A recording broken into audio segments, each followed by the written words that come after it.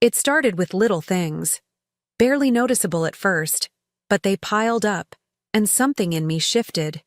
Victor used to be so present, so predictable.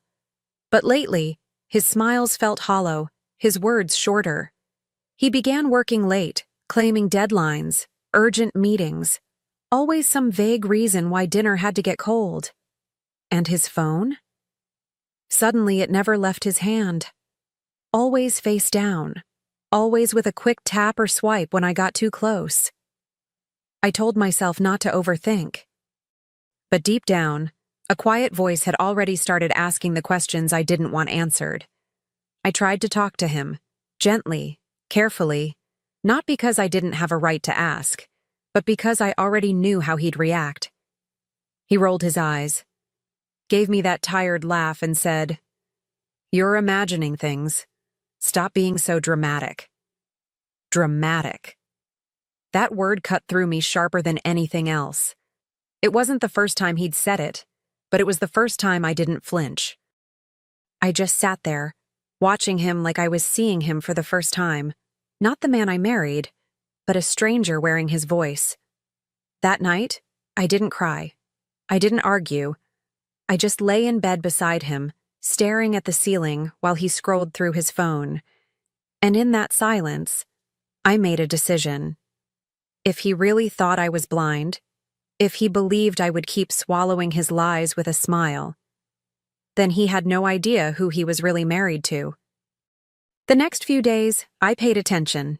Real attention. Not the casual glances of a wife trying to give space, but the kind of watchfulness that comes from knowing something's rotting beneath the surface. I watched how he texted with a smirk and angled his body away from me. How his cologne was stronger. How he shaved on days he never used to care. Every detail felt louder now, like a puzzle that had always been there, but I'd finally started to piece together. And with each new clue, I stopped asking why and started thinking what next. You see, I've never been the kind of woman to scream or make scenes. I believe in silence, the powerful kind, the kind that watches, that plans. While he was out doing God knows what, I was remembering the woman I used to be. Sharp, resilient, not some dramatic wife clinging to a fading marriage, but someone who knew how to stand on her own. I wasn't going to beg him for honesty. I was going to let him keep lying, because every lie gave me time. And time, I realized, was my greatest weapon. So I smiled more. I laughed when he made jokes. I kissed him goodnight and let him believe I was still in the dark. But something in my eyes must have changed, because every now and then he'd look at me just a second longer, like he couldn't quite read what was behind my calm. And the truth? That's exactly how I wanted it. There's a moment, a very specific kind of moment, when you stop loving someone and start watching them, not out of hate, but out of clarity. That was me now. Every dinner, every conversation, every casual touch he gave me, I received like an actress hitting her mark. I wasn't heartbroken, I was calculating. I watched him lie and wondered how long he'd keep it up. Did he think I was stupid? That I'd never noticed the scent that wasn't mine on his collar, or the hesitation when I asked who'd called?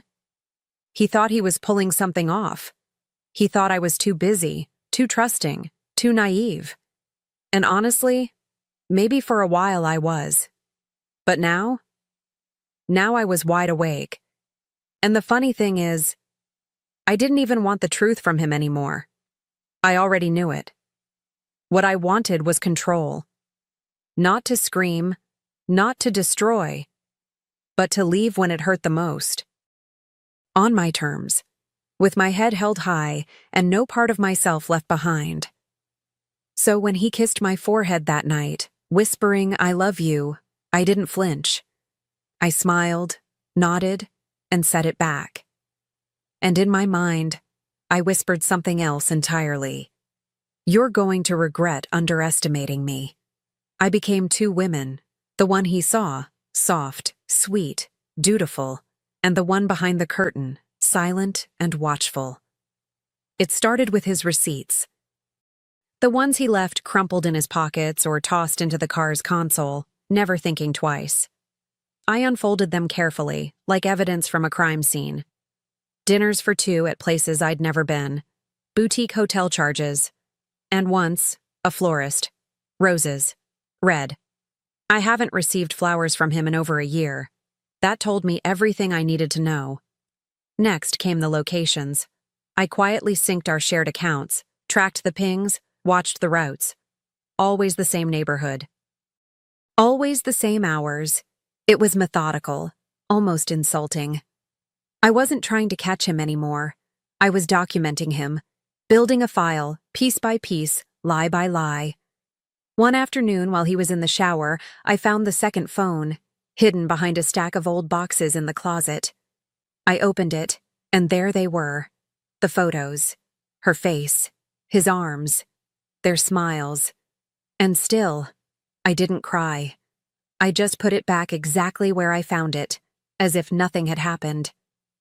Because in my world now, nothing had. Not yet. That night, I made his favorite meal, the one he always asked for on his birthday. I set the table, lit a candle, poured his wine just the way he liked it, half a glass, no ice, room temp. He walked in, kissed my cheek, and smiled like everything was fine. And I let him believe it was. We laughed. We talked. I even complimented his shirt, the same one he wore in those pictures with her. Inside, I was ice. But on the outside, I was the woman he thought he had completely fooled. Every night I kissed him goodnight and told him I loved him. Every morning, I packed his lunch and ironed his shirt. And while he went off to play pretend with her, I was on the phone with lawyers. Quiet voices, clear terms, no emotions, just facts and steps. I started moving small amounts of money, setting up accounts in my name only. One day, I even went to the bank and smiled at the teller while mentally calculating how long until I'd have enough to start fresh. It felt like I was digging a tunnel with a spoon. Slow, steady, but certain. But here's the thing. He had no clue. He looked at me and saw the same wife, the same woman who once cried when he forgot an anniversary. But that woman? She was gone. And the one wearing her face was someone new. Someone he had never met and wouldn't recognize even if she stared him right in the eye. At night, after he fell asleep beside me, I'd lie awake staring at the ceiling, rehearsing. Not just what I would say, but how I'd say it. Calm, direct, powerful. I didn't want revenge in the way people imagine it. I didn't want to scream or throw things or beg him to feel guilty. I wanted something cleaner, something colder. I wanted him to realize he'd lost me long before he even knew it was possible. That every moment I played the doting wife, I was actually slipping out of the cage he built around me. I started keeping a journal. Not for healing, not for closure, but as a timeline, a record. I documented the exact dates, the times, the details he thought would disappear into the fog of everyday life. There was power in it. Power in knowing that while he thought he was controlling the narrative, I was quietly writing my own. One with an ending he could never see coming.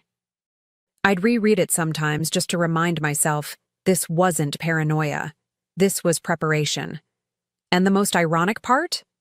The better I became at pretending, the more he relaxed. He actually smiled more, held my hand in public again. Maybe he thought he'd gotten away with it.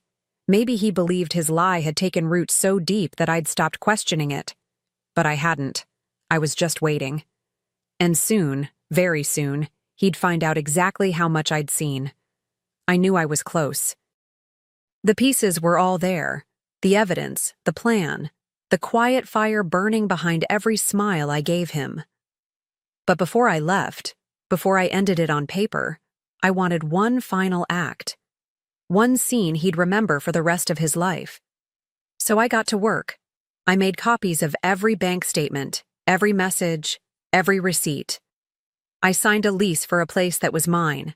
No shared bills, no shared walls. And I made sure my career was steady. like a bridge already built before the leap. I didn't want chaos. I wanted certainty. So I checked everything twice. My lawyer had all the files. My new apartment had fresh sheets and unopened dishes. My bank account had enough to get me through the storm. And through it all, I kept the rhythm of normal life. He kissed me goodbye in the mornings. I smiled, told him, "Have a good day," and watched him walk out the door like he wasn't heading straight into the trap he created himself. He had no idea what was coming, and I made sure to keep it that way. Then I circled a date on the calendar. Not for him, but for me. My liberation day. But before that, there was the dinner. One final performance. Candlelight, soft music, his favorite wine breathing on the table. I wanted him comfortable. I wanted him relaxed. I wanted him to feel, for just one more night, like he still had it all. He walked through the door like any other evening, loosened tie, keys in one hand, a tired sigh in the other. But when he saw the table, he paused. "What's the occasion?" he asked, smiling, surprised. I just laughed softly, shaking my head like a woman still in love. "Do I need a reason to spoil you?" I said. And just like that, he melted into the moment. He didn't suspect a thing. He kissed my cheek, complimented the roast, poured the wine like it was a celebration. And in a way, it was. Just not for him. We talked about nothing. His work, the weather, someone's new baby. I nodded, I listened, I laughed at all the right places. But inside, I was somewhere else entirely. I watched him the way a stranger would, studying the lines of his face, the way he held his glass, the small lies tucked into casual stories. It was almost fascinating, how easily he lived inside his delusion. How sure he was that he was winning, that I was still his, that I was still me. But the woman at that table wasn't his anymore. She belonged to herself now. He reached for my hand across the table, and I gave it to him. I let him hold it like it meant something. And in that moment, I didn't feel anger. I felt release. Like I had just walked out of a long, dark hallway and could finally see the exit. He still thought the story was going the way he wrote it. But I had already rewritten the ending. After dinner, he leaned back in his chair, satisfied, full, relaxed, a little wine drunk. I cleared the dishes while he scrolled through his phone, the same one that held 1,000 lies. And I watched him from the kitchen, wondering if he'd ever realize how easy it was to fool him. Not because I'm deceptive, but because he never thought I could be. That was his mistake. He believed I needed him more than I needed the truth. And now, he was sitting in a house full of secrets, thinking he was safe. I tucked him in that night like nothing had changed, kissed his forehead, turned off the light, and whispered goodnight. He smiled in the dark and told me he loved me. And I said it back, calmly, evenly, with no weight behind the words. I lay beside him in silence, listening to his breathing slow as he drifted off. My mind wasn't on him anymore. It was on the next morning, on the papers, on the drive to my lawyer, on the sound his world would make when it finally cracked open. He slept like a man who thought he was loved, and I stayed awake like a woman who knew her moment was coming, not with fury, not with chaos, but with something far more unsettling: peace. I woke up before the sun. No alarm, no noise, just instinct. The house was quiet, the kind of quiet that almost hums. He was still asleep, tangled in the sheets, unaware. I didn't even look back. I got dressed, grabbed the folder, and walked out like I was heading to the grocery store. But I wasn't. I was heading straight to my freedom. My lawyer was already waiting. I slid the folder across the table, and she opened it like a story she already knew. Photos, records, dates, patterns, the full picture. There was no drama, just signatures, confirmations, steps. I'd already done the emotional work, Now it was logistics. She asked if I was ready. I told her I had been ready for weeks. We finalized the documents, reviewed the timeline, and I took a deep breath. Not because I was nervous, but because I finally felt like I was exhaling after holding it in for far too long. My hands didn't shake. My voice didn't crack. That surprised me. I guess part of me expected to feel broken. But I didn't. I felt clear. By the time I got home, the sun was high, and so was my sense of calm. I walked into that house not as a wife, not as a woman scorned, but as a woman carrying truth. Truth he couldn't twist, couldn't laugh off, couldn't erase. And when I saw him standing there in the kitchen, pouring his coffee like it was just another day, I realized he still had no idea today would be the last time we shared anything. He looked up, smiled lazily. "You're up early," he said, sipping his coffee like nothing had shifted in the universe. I didn't answer. I just set the divorce papers on the kitchen table, right beside his mug. Then, without a word, I pulled the USB drive from my bag and placed it next to them. That was when his smile faltered. He glanced at the papers, then at me. What is this?" he asked, trying to laugh. But there was no laughter in my face, only silence. He was good at pretending, but I was better.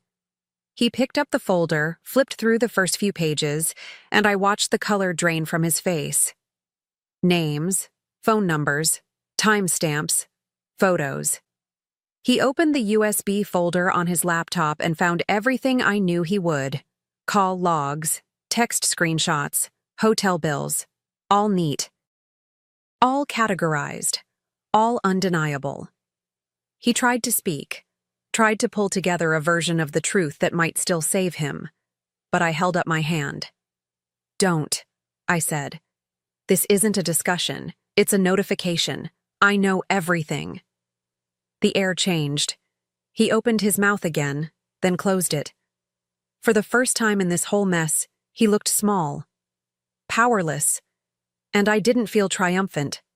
I felt still, like standing in the eye of a storm that had already passed.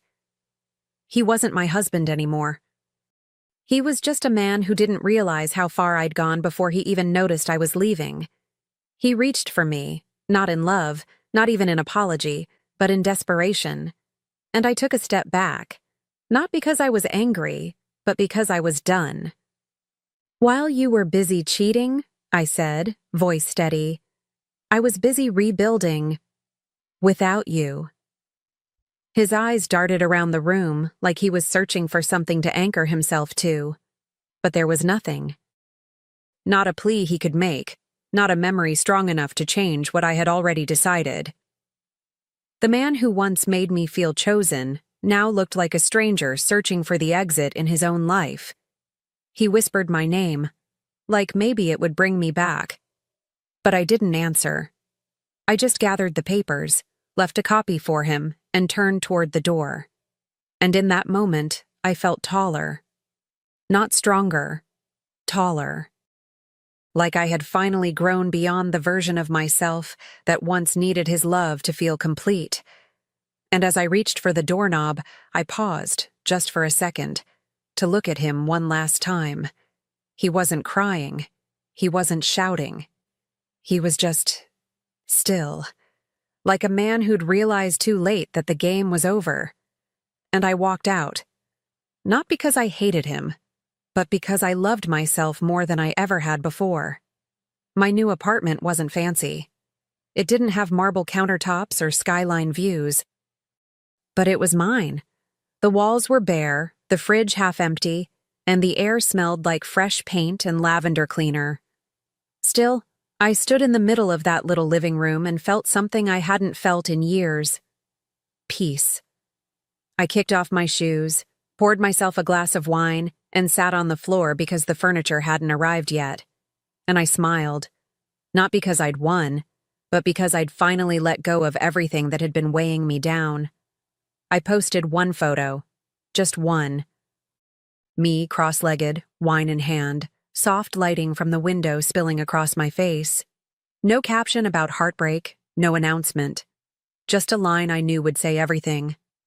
Some people lose diamonds while chasing stones. Within minutes, the messages started coming in. Friends, family, even people I hadn't spoken to in years. Are you okay? What happened? You look free. And I was. I didn't owe anyone the full story. I had already lived it. What they saw in that photo was real, and I didn't need to explain it. Victor called. Of course he did. But I never picked up. Not once. I didn't block his number out of spite. I blocked it because I no longer needed to hear what he had to say. There was nothing left for him to give me. Not closure, not answers, certainly not guilt. I had already taken everything I needed, and it didn't come from him. It came from within. The days that followed felt like waking up from a long, heavy sleep.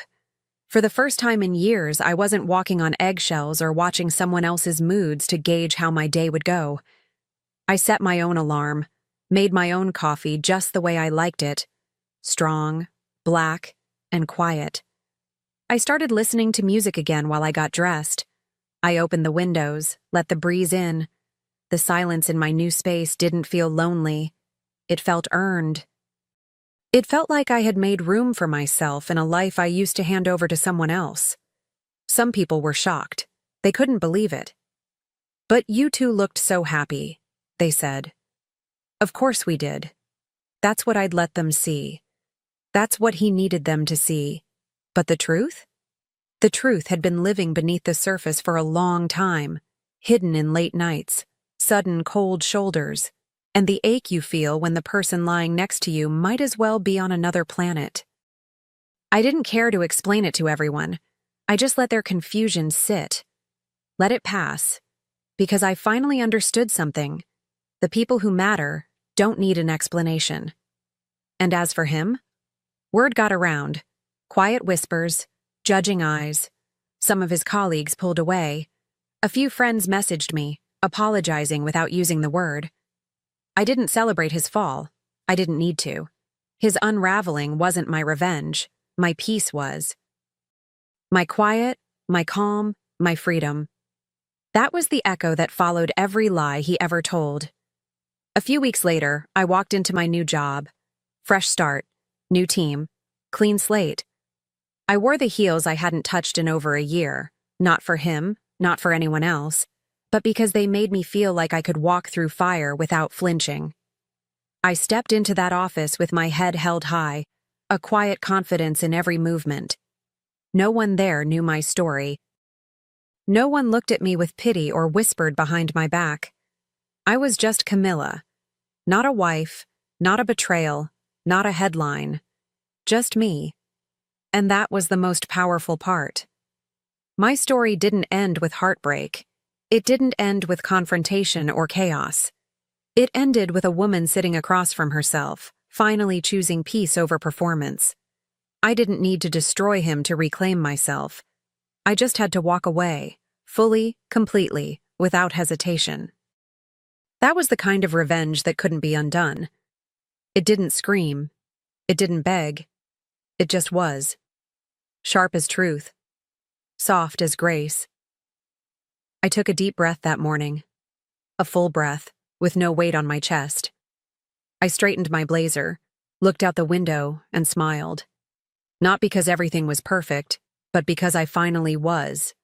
And somewhere out there, a man was still trying to figure out how he lost something he thought he had forever, while I was too busy living to even notice. It was an unknown number. I almost let it go to voicemail, but something made me pick it up. Hello, this is Ms. Emily Carter, correct? Yes, speaking. This is from Western Financial Bank. We're following up on the outstanding loan of $722,000 under your name. Your payment is overdue. Would you like to discuss a repayment plan? I froze. For a second, I thought it was a prank. I think you've got the wrong person, I said, gripping the sink for balance. No, ma'am. This loan was processed 11 months ago. You're the primary applicant and responsible for repayment. My heart started pounding. What are you talking about? I didn't take any loan. I never signed anything. There must be a mistake. We have your digital signature and identification details. If you like, we can email the documents to verify. I didn't say a word. My mouth went dry. They had my name, my ID, my details, but I had no idea this loan even existed. After I hung up, my body felt numb. I sat on the cold bathroom floor, trying to remember. Had I ever signed something by mistake? Was this some scam? But deep inside, a sick feeling started forming. I knew something wasn't right. Not with the bank, but with my own family. They had always treated me like an afterthought. I was the quiet one, the obedient daughter, the one who stayed home and didn't argue. My older brother and younger sister always came first. I was told I wasn't smart enough to handle business matters, that I should just stay out of financial stuff and be a good girl. But this? A $722,000 loan in my name? Without a single word to me. I rushed my email, and there it was, documents from the bank. My name, my ID, my forged signature. My heart sank. The loan wasn't fake. It was real, and I was officially in debt for nearly $750,000. I couldn't breathe. In that moment, every sacrifice I'd ever made for my family flashed before me. Every time I said yes to keep the peace. Every time I let them make decisions for me. Every time I let myself shrink to make them comfortable. And this was the thanks I got? I didn't know yet how deep the betrayal went, or just how much they had done behind my back. But I made a quiet promise to myself right there on that bathroom floor. They thought I was weak. They thought I wouldn't fight back. They were wrong. Growing up in the Carter household felt like being a spare tire, kept around, rarely acknowledged, but suddenly important when things went flat. My mom, Diane, had a sharp tongue and even sharper expectations, just never for me. "Emily, not everyone's meant to shine," she'd say, waving her hand like swatting a fly. "Some people are meant to support. Be useful at least, sweetheart." My older brother, Brandon, was the golden child. He could fail a college class and still get applauded at dinner. "He's just under pressure," Mom would say, refilling his plate. And my sister, Alyssa, was the family jewel. Everything revolved around her. The way she looked, the way she spoke, even the way she threw tantrums. "She's sensitive," they'd say, while I cleaned up the mess quietly in the background. I wasn't dumb. I noticed the pattern early on. When the fridge broke, I was the one figuring out how to get it fixed. When Brandon forgot to pay his credit card bill, I voluntarily made the payment to avoid Dad's rage. When Alyssa needed a ride across town in the rain, it was me who dropped everything. No one asked me to. They expected it, like breathing. What confused me more than the neglect was the possessiveness. Whenever I mentioned applying for out-of-state college programs, Mom would guilt-trip me. "And leave us? Who will take care of everything here?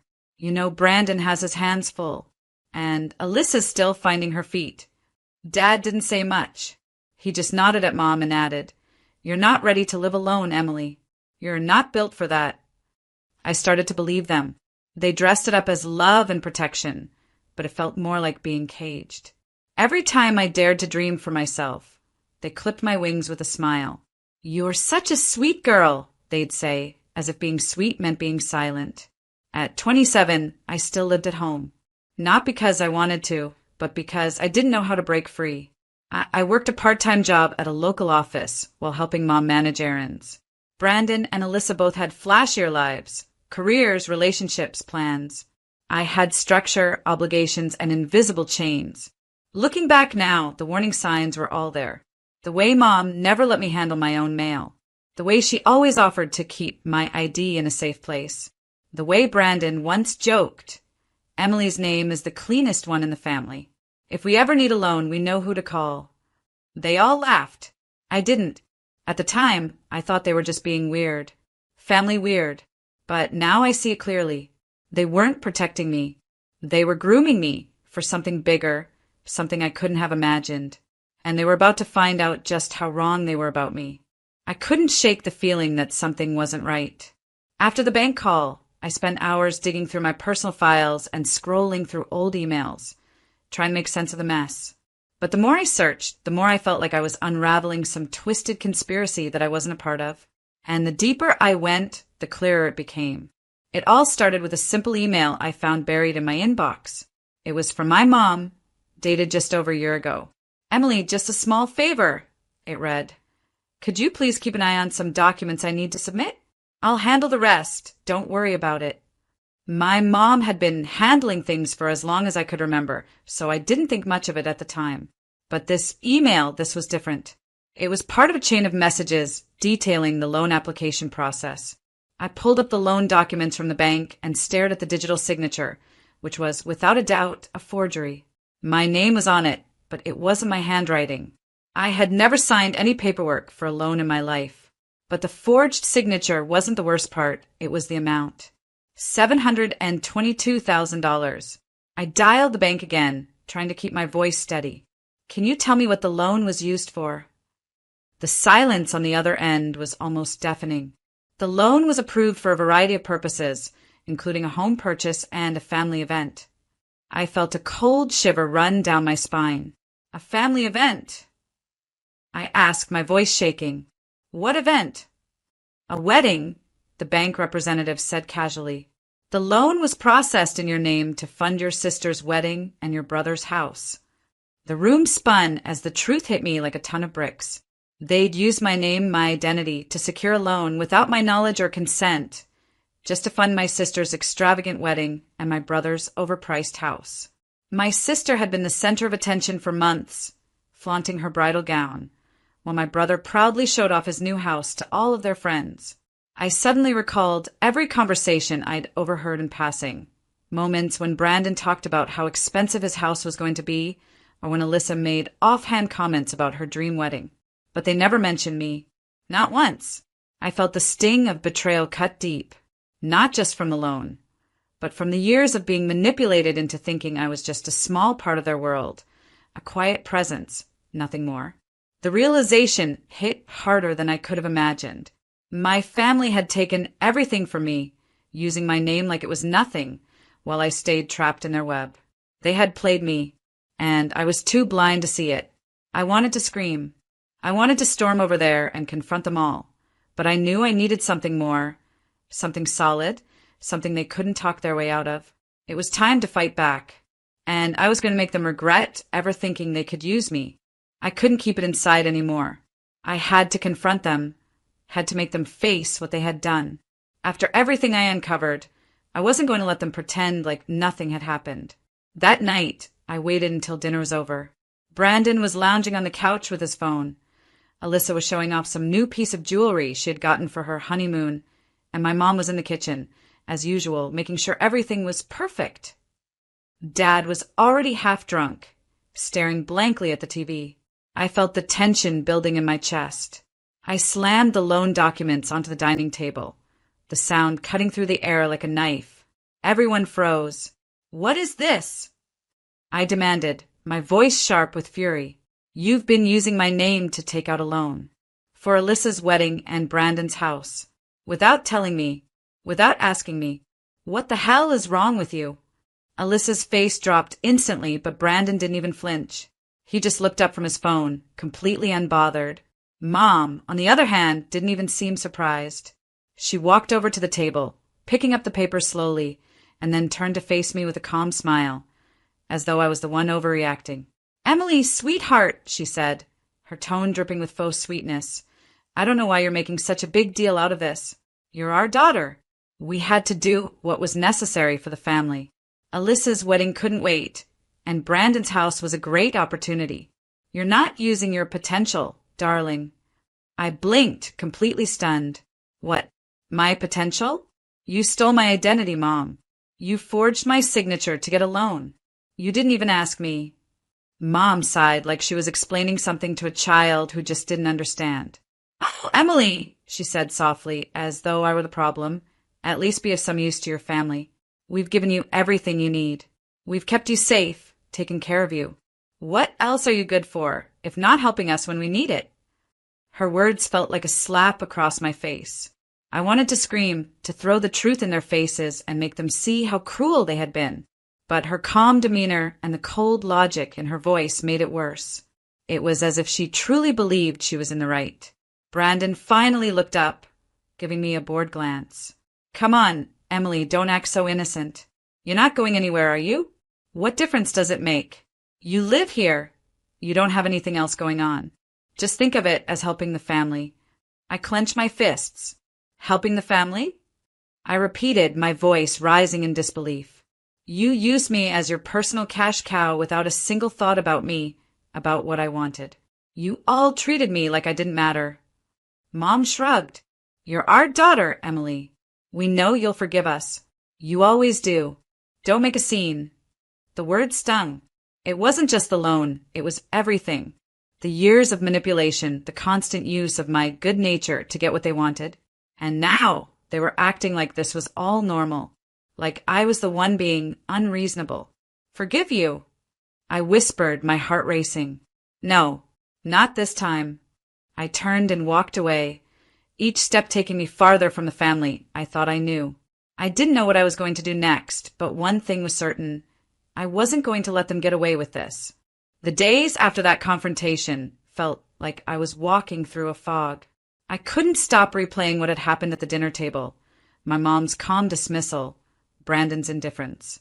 Their words echoed in my head over and over, crushing any sense of self-worth I had left. I sank into the couch, numb. Everything around me felt like a lie, a game I had never been told I was part of. I'd spent my life catering to their needs, smoothing over their messes, but when it came down to it, I was just a tool, a pawn in their hands. And now, I was the one holding the pieces of my shattered reality. I spent days locked in my room, drowning in a pool of self-doubt. My mind couldn't escape the image of my family standing there, acting like nothing was wrong. I wasn't just angry anymore. I was heartbroken, betrayed, and I couldn't figure out how to get out of this dark hole I'd fallen into. But then something inside me shifted. It wasn't immediate, but it was gradual, like the flicker of a light that was just starting to break through the darkness. I realized I couldn't stay in this broken state. I couldn't let them define my worth. Not anymore. I stood up, my hands shaking, but I didn't care. I started grabbing papers, the loan documents, my old bank statements, emails from my family, and I laid them all out. The more I read, the more I realized that I had been part of this twisted story for too long. They hadn't just stolen money from me. They had stolen my future, my dreams. But that wasn't going to be the end of it. I picked up my phone and started searching for a lawyer. A good one. A lawyer who would help me fight back against this web of lies and deception. I knew it wasn't going to be easy, but I was done being a victim. Done letting them control me. I called a lawyer who specialized in identity theft and fraud. The moment I explained my situation, I could hear the shock in her voice. "This is serious," she said. "You have a strong case. We'll take this to court." For the first time in a long time, I felt a spark of hope. It wasn't going to be easy, but it was the first step toward taking back control of my life. They had stolen so much from me, but they weren't going to steal my power anymore. I wasn't broken. I was awakening, and I was ready to fight. It felt surreal, making those first steps toward justice. I spent the next few weeks gathering every shred of evidence, every document that proved my family's betrayal. The lawyer I'd hired was efficient, ruthless even, and I could see the change in her eyes when I laid out everything my family had done. "This isn't just a loan issue," she said, her voice cold with professional certainty. "This is fraud, and we're going to make them pay for it." I had never thought of myself as someone who could take on a legal battle like this, but the more I worked with my lawyer, the more confident I became. I wasn't just fighting for the money they'd stolen from me. I was fighting for my dignity, my freedom, and my future. The first step was filing the fraud charges. My family never saw it coming. I knew they thought I would just crumble, retreat into the background like I always had. But I wasn't that girl anymore. This time, I wasn't going to let them silence me. When the papers were served, officially accusing them of fraud, identity theft, and falsifying documents, the look on my mom's face when she received that envelope was priceless. I had to hide my smile when I heard the knock at the door. My mom opened it, only to be handed a court summons. "Mom, what is this?" Alyssa's voice echoed in the hallway. She sounded genuinely confused, but there was a layer of fear in her tone. I stayed in the next room, listening intently. They didn't even know what hit them. The panic started almost immediately. I could feel it in my bones as the days passed. The first phone call I got was from my mom, and she was begging me to drop the case and think of the family. Her words dripped with desperation, but I didn't flinch. Think of the family? I repeated her words, my voice now steady and unwavering. You think of the family, but not once did you think of me. You used me to get what you wanted, and now you'll pay the price. The silence on the other end of the phone was deafening. She tried to reason with me, but I didn't care. The truth had been exposed. She had forged my signature, used me as her pawn, and now there was no going back. As the court case loomed closer, I could hear the panic rising. Brandon was calling me, telling me to settle this privately, but it was too late for that. They were terrified. The facade of perfect family unity was crumbling, and the reality of their lives was now impossible to escape.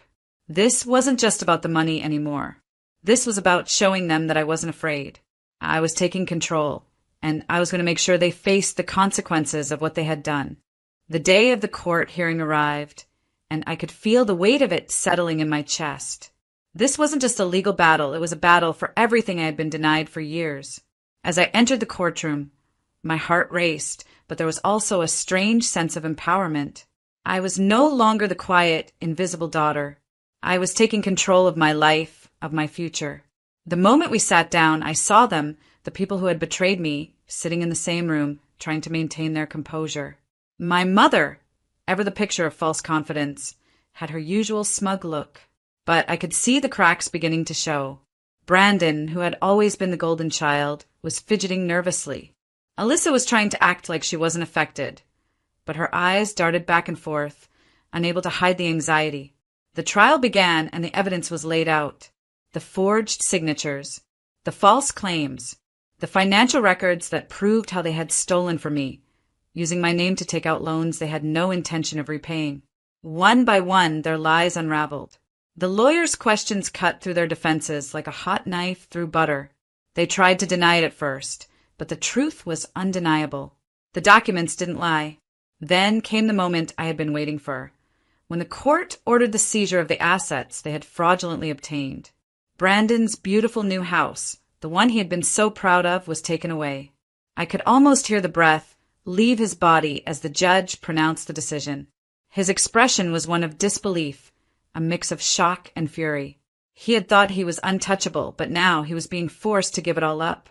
Alyssa's perfect wedding, the one she had flaunted for months, was also a lie. It wasn't her money that funded it, it was mine.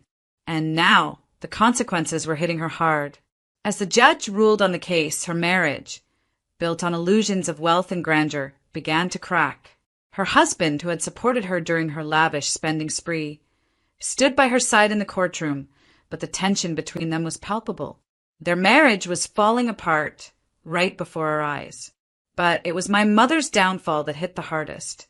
I had always thought of her as someone who could manipulate any situation to her advantage. But seeing her face when the ruling came down was something I would never forget. She had lost it all. Her reputation, the house that had been in the family for years, and any sense of control she once had, gone in an instant. She had always believed she could keep me beneath her, but now she was the one who was buried under the weight of her lies. It was over. The family I had once tried to protect was crumbling, and I couldn't help but feel a rush of satisfaction. This wasn't about revenge anymore. It was about justice, and I had won. The moment the court case ended, I felt like I was shedding an old skin. It was as if the years of being suffocated by my family's manipulation, the weight of their betrayal, all melted away. The legal victory had been sweet, yes, but the true reward was the freedom that came with it. For the first time, I didn't feel like I was living for someone else. I was living for me. I decided to leave behind the place that had become a prison in my mind. I moved to a new city, one where no one knew my name, no one had any expectations of me, and I could start fresh. The apartment I found wasn't much, but it was mine. It smelled like new beginnings. The quiet in the evenings, the stillness, was something I had longed for. I woke up each day with a sense of peace that I had never known. With time, I started to feel like myself again. I took up painting, something I had always loved but never had the time or energy for. I made new friends who didn't want anything from me. They appreciated me for who I was, not for what I could do for them.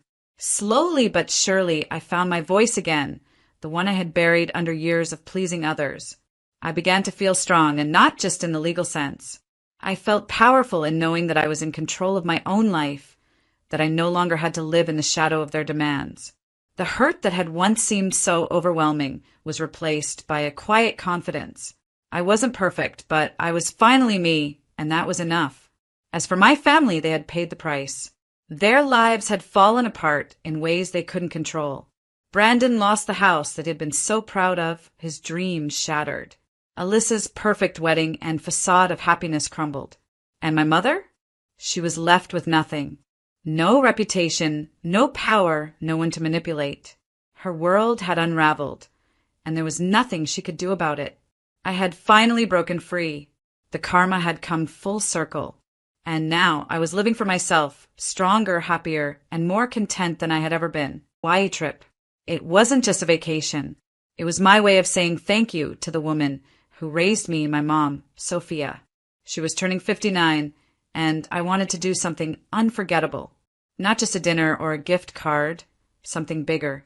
Something that showed her how deeply I appreciated everything she had sacrificed for me over the years. I'd been saving for months, setting aside every bonus, canceling my own plans, even skipping weekends out with friends.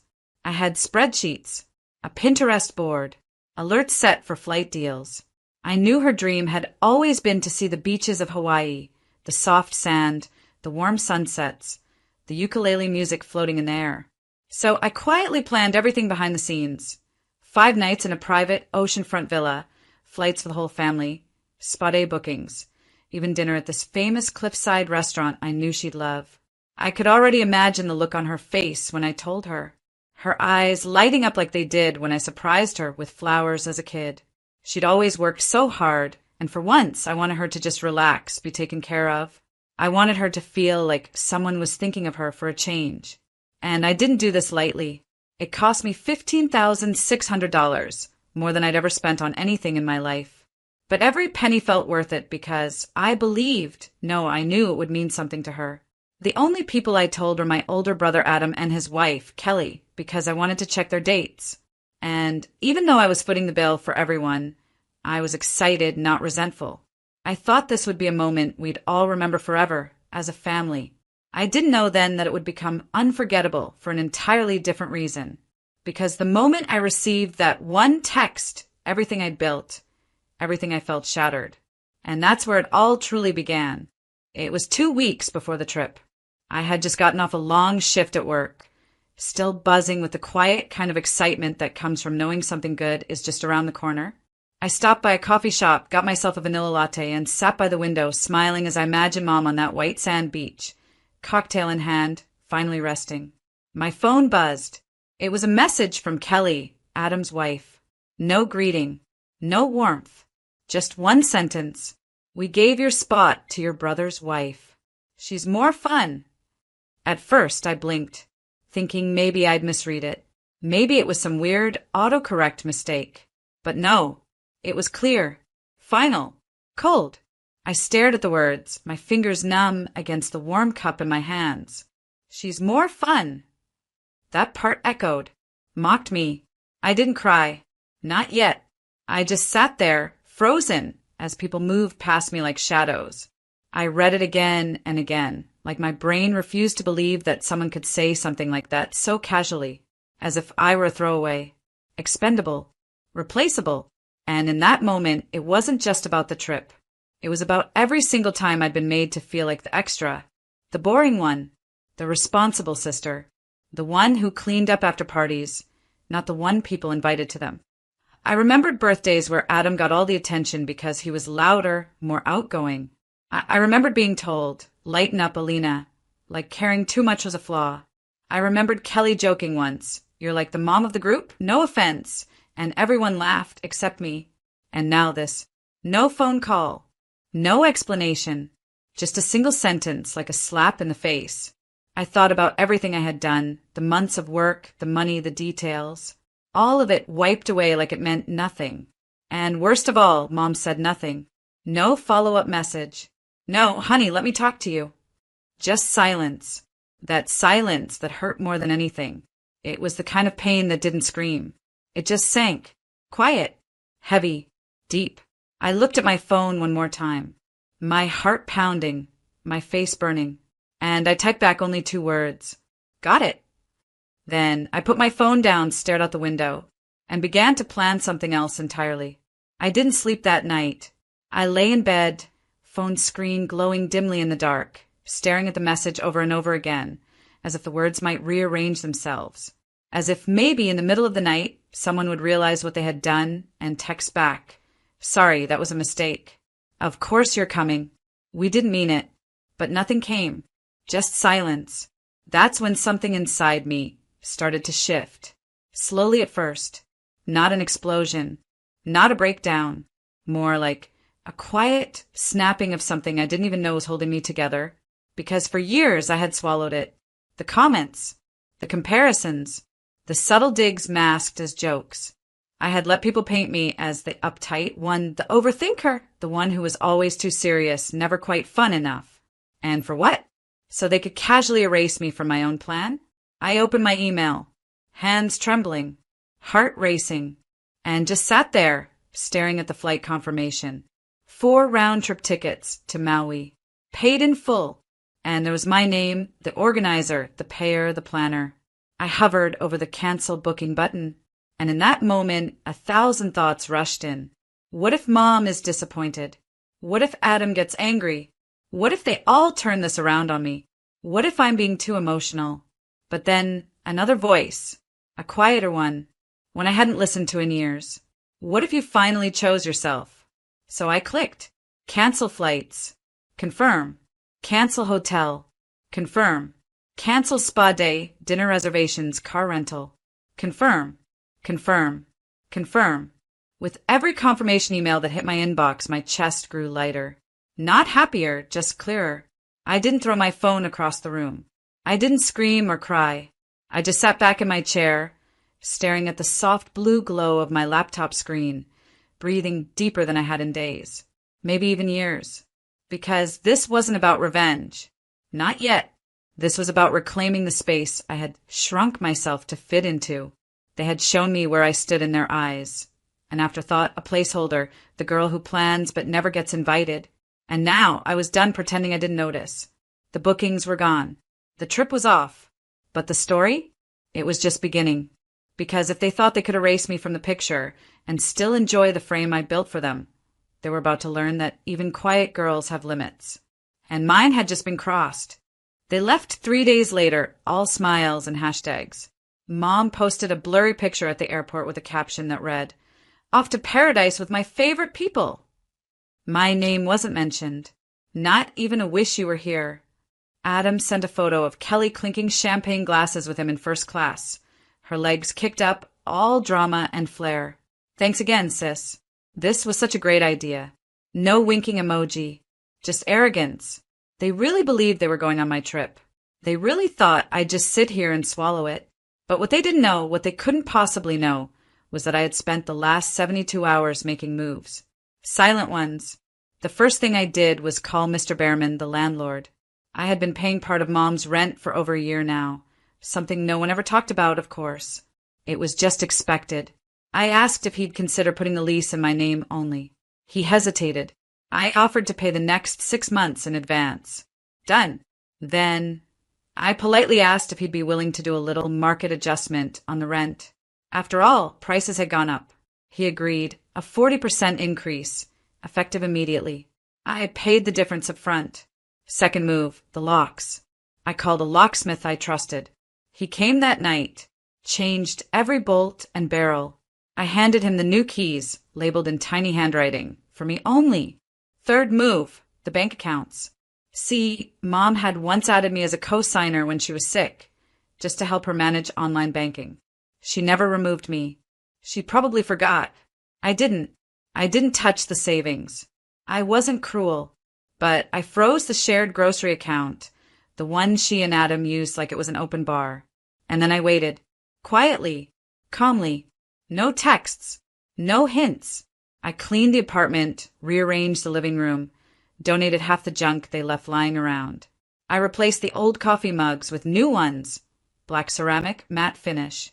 Clean. Controlled. And every time I looked around, I felt something settle inside me. Not peace exactly, but power. Because for the first time in my life, I wasn't waiting to be invited in. I wasn't begging to be seen. I was preparing methodically, intentionally for their return. They thought I said, got it, and moved on. But no, what I meant was got it. Now watch. And while they were posting beach selfies and sipping pina coladas, I was setting the stage for an entirely different kind of show. They had no idea what was coming, but they would. Soon. They returned on a Tuesday evening. I knew the exact flight. I even tracked it online, watching that little plane icon inch across the Pacific like it was floating toward its own karma. When the Uber pulled up in front of the building, I was sitting inside with a hot mug of tea, not even peeking through the blinds. I didn't need to see them to imagine the scene. Mom would step out first, floral print hoodie, flip-flops, dragging her suitcase like she just conquered the world. Adam would carry way too many duty-free bags, trying to look important. And Kelly, oh, she'd be in full vacation glow mode. Tan lines, new sunglasses, probably still wearing a Maui Vibes tank top. They walked up to the front door of the apartment building like they owned the place. But when Mom pulled out her keys and tried to unlock the main door, it didn't budge. She jiggled it again. Frowned. Maybe it's stuck, she muttered. Adam tried next. Did you change something? He texted me. I left it on read. Kelly rolled her eyes. It's probably the humidity. Door swell. Still, the key wouldn't turn. 10 minutes passed. They buzzed every neighbor they knew. No answer. I had pre-warned everyone. Ignore any buzzes Tuesday evening. Just trust me. Eventually, they gave up and walked to the cafe across the street. The same one Mom always bragged about. They know me here. I never have to say my order. She smiled at the barista, gave her usual, and swiped her card with confidence. Declined. She tried again. And again. Declined. Ma'am, do you have another card? The barista asked politely, trying to stay professional. Adam leaned over, confused. That's weird. Try mine. His decline too. Now the smile started to crack. Mom pulled out her phone, fingers trembling, scrolling through her banking app. She whispered under her breath, What the hell? Why is everything frozen? And then, like a cherry on top, Kelly spotted something taped to the building door when they walked back. A legal envelope. Big, bold print. Notice of lease adjustment. She pulled it off, read it aloud. As of this month, leaseholder has changed. Rent has been increased by 40% to reflect updated market value. Her voice trailed off. Leaseholder. Adam snapped. Who the hell is the leaseholder? And that's when the final nail hit. They realized. Mom stared at the paper, then looked up at the windows, as if trying to figure out if I was watching. I was. From the kitchen. Come. Still sipping my tea. They tried calling me. I let it ring. Then I got a message from Adam. What did you do? I just typed one sentence back. Got my spot back. And that's when the panic really began. Because the vacation was over and real life had come home to greet them. Sitting in that now silent apartment, I finally allowed myself to feel everything I'd buried for years. Not just what happened this week, but what had been happening my entire life. People think betrayal happens in one sharp moment. One text. One decision. But for me it was slow. A quiet erosion. 1,000 little cuts. I was always the boring one. Not loud like Adam. Not charming like Kelly. I didn't dance at weddings or make dramatic toasts at dinner parties. I was the one who cleaned up afterward. Who made sure Grandma took her meds. Mom used to laugh when I brought books on family vacations. You and your thoughts, she'd say, patting my head like I was some lost puppy. There were birthday dinners I wasn't invited to. It was last minute, they'd say. You're always so busy. We figured you wouldn't come anyway. Inside jokes I never understood because they were formed in rooms I wasn't in. Once at a holiday dinner, I offered to make dessert. I baked a triple-layer lemon cake from scratch. Took me 6 hours. No one touched it. Kelly had brought store-bought cheesecake, and they raved about it all night. Mom looked at me and said, "You try too hard sometimes, sweetheart."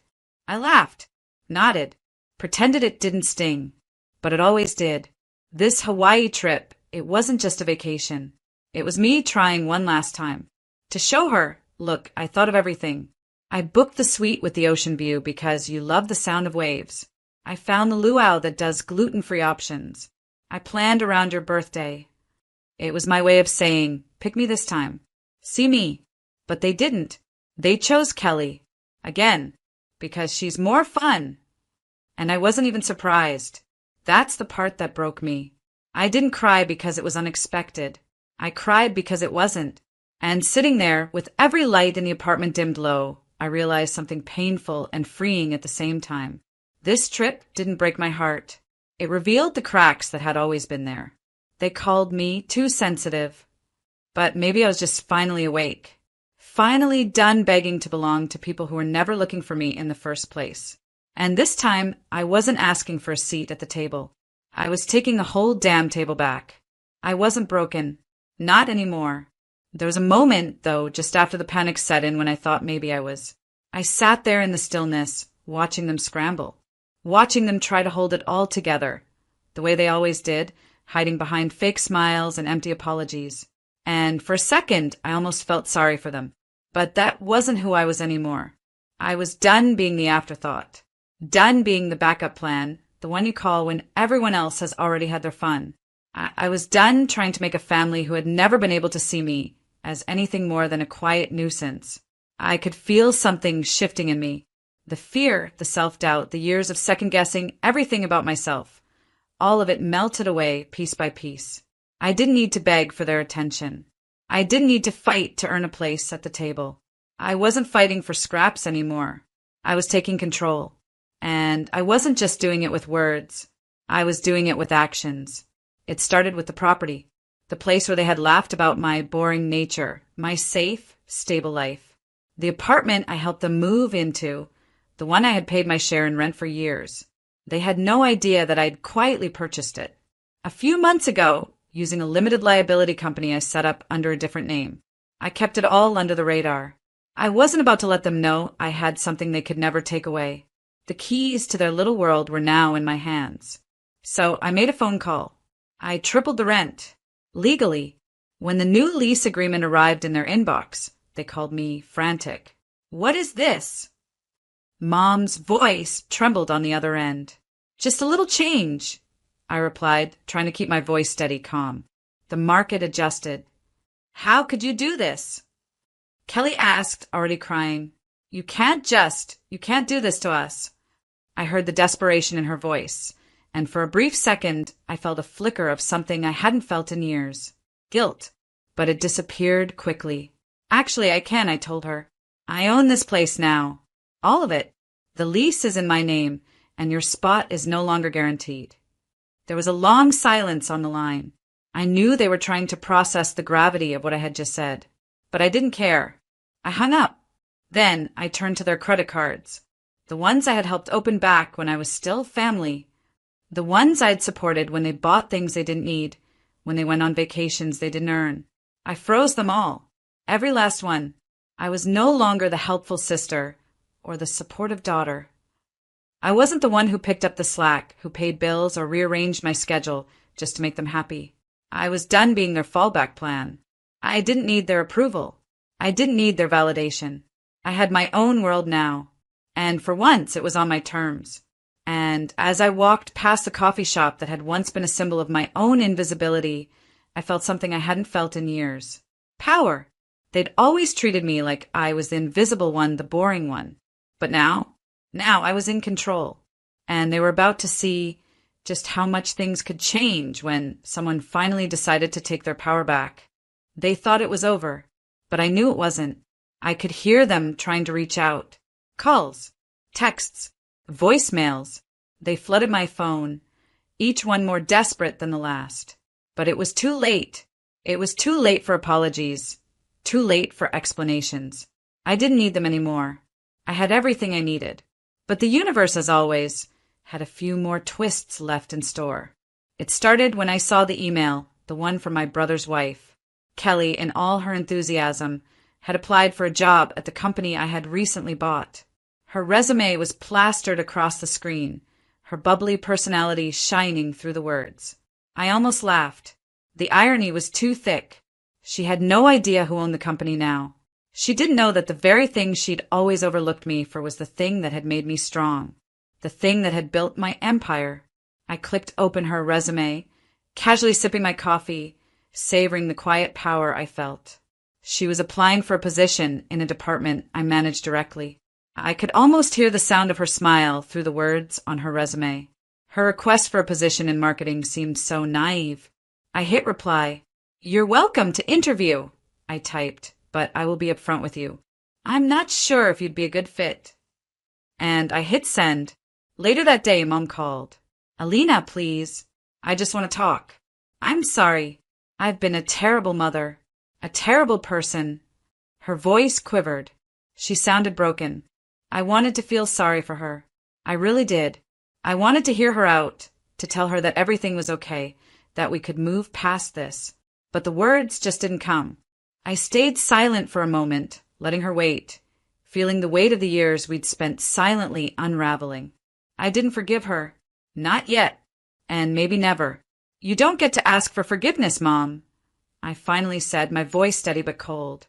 "You've already had your chance. I gave it to you, over and over again. But you and Dad always chose Kelly, always chose Adam. And now you want me to just forget it." There was a sharp intake of breath on the other end of the line. "I'm sorry, Alina. I didn't realize how much I hurt you." "Don't," I interrupted. "You didn't hurt me, Mom. You ignored me. You overlooked me. You let me fall through the cracks while you worshipped your perfect children. You wanted me to be someone I'm not. And when I didn't fit your mold, you left me behind." I let the words hang in the air, heavy and undeniable. And then I smiled. The smile wasn't for her. It wasn't even for me. It was for the years of silence, of trying to earn their love. It was for all the times I had wanted them to notice me. It was for the little girl inside me who was still afraid of rejection. "Goodbye, Mom," I said, my voice calm but resolute. "You'll never truly understand, but that's okay. I've learned enough. I don't need your approval anymore." I hung up. It wasn't cruel. It wasn't an attack. It was the last bit of closure I needed to move on. And then I got the notification. Kelly's application had been rejected. I didn't feel satisfaction. Not exactly. But I did feel something, a quiet victory. A confirmation that when you finally stop letting the world walk all over you, life has a way of teaching those who never saw you. I walked to the window, looking out at the city that was now mine. The soft hum of traffic, the distant laughter from the park below, everything felt different. I wasn't the person I had been a few months ago, and as the sun dipped below the horizon, casting its golden light across my world, I knew that what they hadn't seen in me before was now impossible to ignore. The past was over, and the future? It was all mine. End.